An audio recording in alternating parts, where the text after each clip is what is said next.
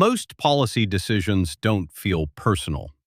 They happen in rooms you never enter, on tables you never see, between people you never meet. Interest rates adjust, liquidity expands, regulations shift, budgets pass. It sounds technical, distant, administrative. The language is neutral. Monetary tightening, stimulus package, fiscal adjustment. But neutral language doesn't produce neutral outcomes. A rate increase is a line on a chart until your mortgage resets. A liquidity expansion is a policy tool until rent climbs. A tax adjustment is a budget correction until your take-home shrinks. Policy is framed in macro terms: growth, inflation, stability, employment. But lived reality is micro: groceries, fuel, insurance, housing. The distance between those two worlds creates the illusion. You hear about economic conditions. You experience financial pressure. They don't feel connected. Decisions are quiet. Votes are procedural. Announcements are measured. But consequences are loud. They echo through household budgets, through interest payments, through job markets. The problem isn't awareness, it's translation. Policy speaks in aggregates. You live in line items. A central bank move adjusts yield curves. You see monthly payments increase. A fiscal package injects liquidity. You see asset prices rise beyond reach. The mechanism is invisible. The effect is not. And because the transmission is delayed, the cause feels abstract. The effect feels personal. You blame timing, bad luck, market cycles. Rarely do you trace the line backward, from your kitchen table to a boardroom vote, from your rising rent to a policy shift months earlier. Policy is quiet. Consequences accumulate. Votes are silent. Budgets are not. This is the first misunderstanding. You assume macro decisions operate in a different universe. They don't. They cascade. And once you see the cascade, you stop treating outcomes as isolated events. Policy does not stay in policy. It transmits.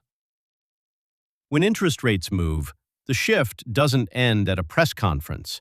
It moves through bond markets, from bond markets into lending costs, from lending costs into mortgages, from mortgages into housing demand.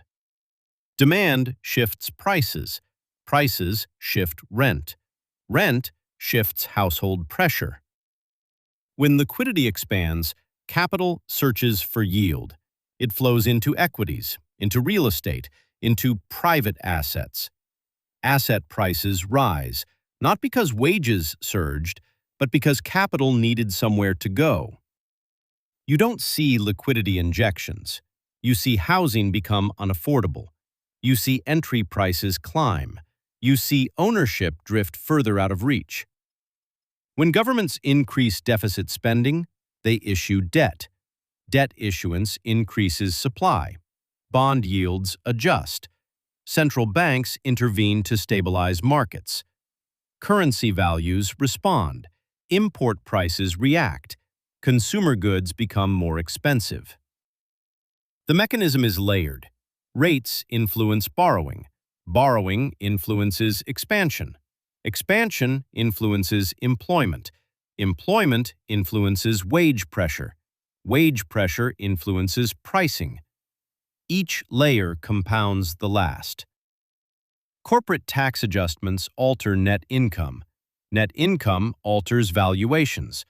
Valuations alter capital allocation. Capital allocation alters hiring and investment.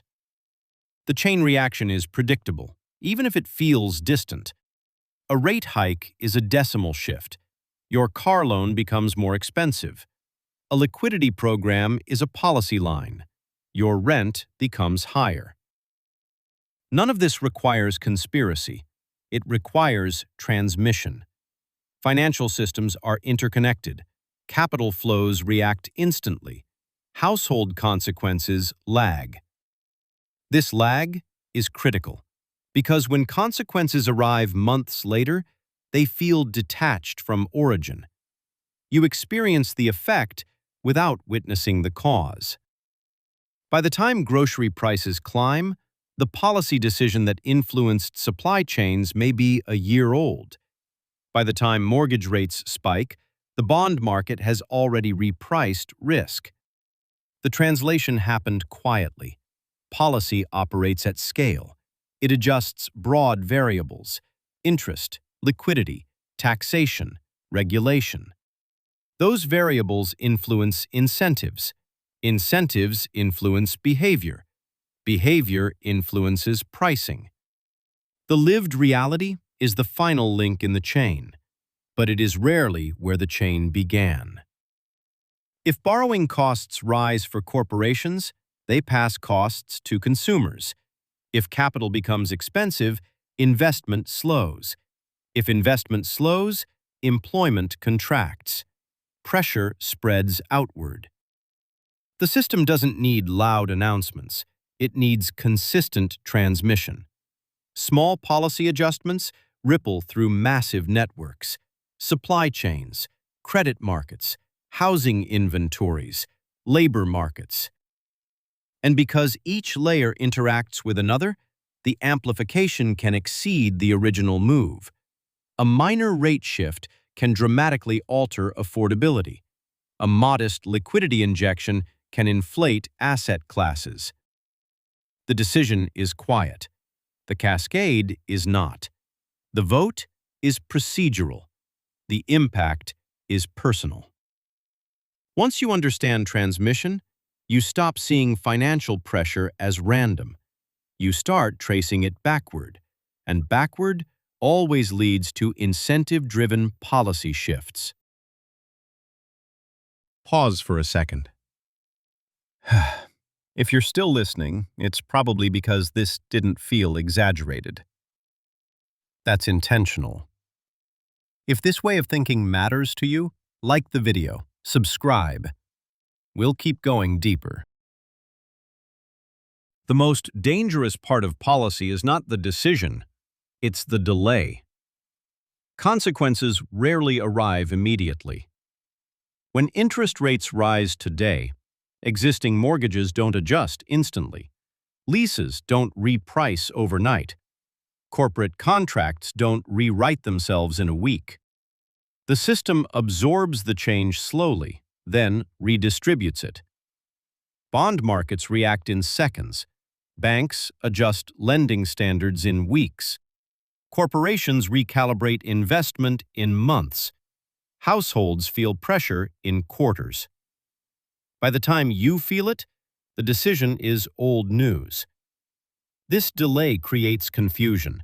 You disconnect effect from cause. You experience rising prices, but you don't associate them with policy from last year. Liquidity expansions inflate assets gradually. Real estate doesn't spike overnight. It trends upward, month after month, quarter after quarter. Wages rarely match that velocity. The gap widens quietly. Inflation builds in layers. Energy prices adjust, transportation costs follow. Food prices reflect logistics. Retail prices incorporate overhead. Each layer compounds the last. And because each adjustment feels incremental, it feels survivable. You adapt. You adjust spending. You absorb the difference until the accumulation becomes undeniable. The announcement is one day. The pressure is years. The vote is minutes. The consequence is sustained. Policymakers measure impact through aggregates: GDP, employment data, inflation indexes. You measure impact through cash flow: rent, utilities, groceries, debt payments.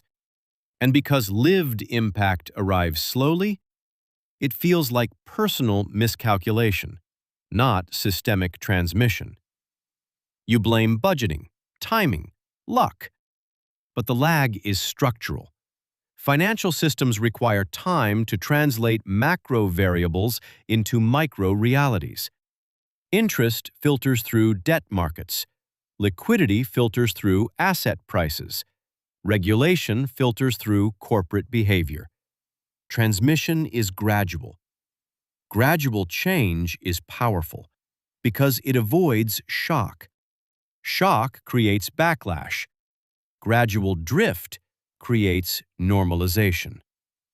What once felt expensive becomes standard. What once felt abnormal becomes expected. The lag also protects the decision maker.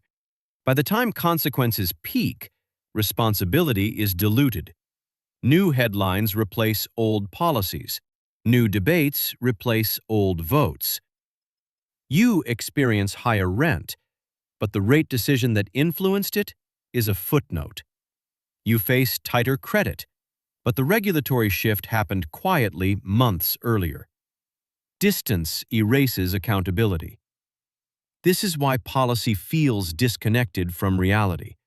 Not because it is disconnected, because it is delayed. And delay masks origin. Quiet decision, slow transmission, loud consequence. And by the time the consequence is undeniable, the decision is forgotten. If quiet decisions create loud consequences, then reacting at the consequence stage is too late. By the time you feel pressure, transmission has already completed. When rent spikes, the capital already flowed. When mortgage rates jump, the bond market already repriced risk. When groceries rise, supply chains already absorbed currency shifts. You are experiencing the final stage of a process that began months earlier. Most people respond emotionally at the end of the chain. They adjust budgets. They cut discretionary spending. They refinance under pressure. But pressure response is defensive. Positioning is strategic. You cannot vote inside the boardroom. You cannot rewrite monetary policy. You cannot control liquidity decisions. But you can anticipate transmission. If rates rise, borrowing becomes expensive. If borrowing becomes expensive, growth slows. If growth slows, employment tightens. Understanding the chain allows earlier adjustment. Positioning means asking, where will capital move? What incentives are being altered? Which assets benefit from this shift? Which liabilities become heavier? Not after headlines peak, before household impact arrives. Quiet decisions reward those who track incentives, not those who track outrage.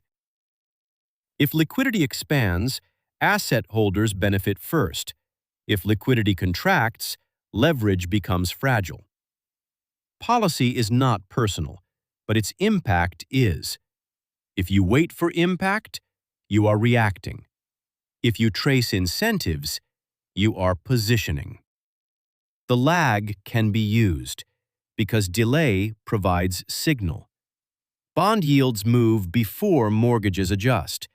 Equities respond before employment shifts. Credit markets tighten before layoffs rise.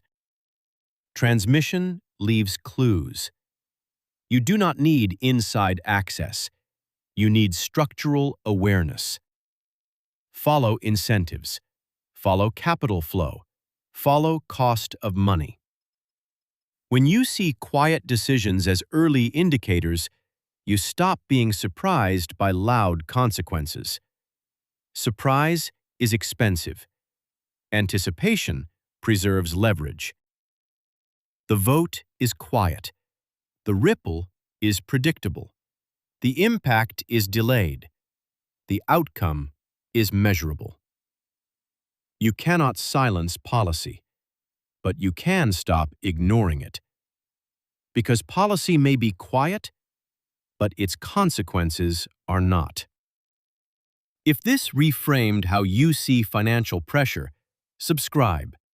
Like this if it clarified something. We don't react to consequences. We study transmission, because transmission compounds.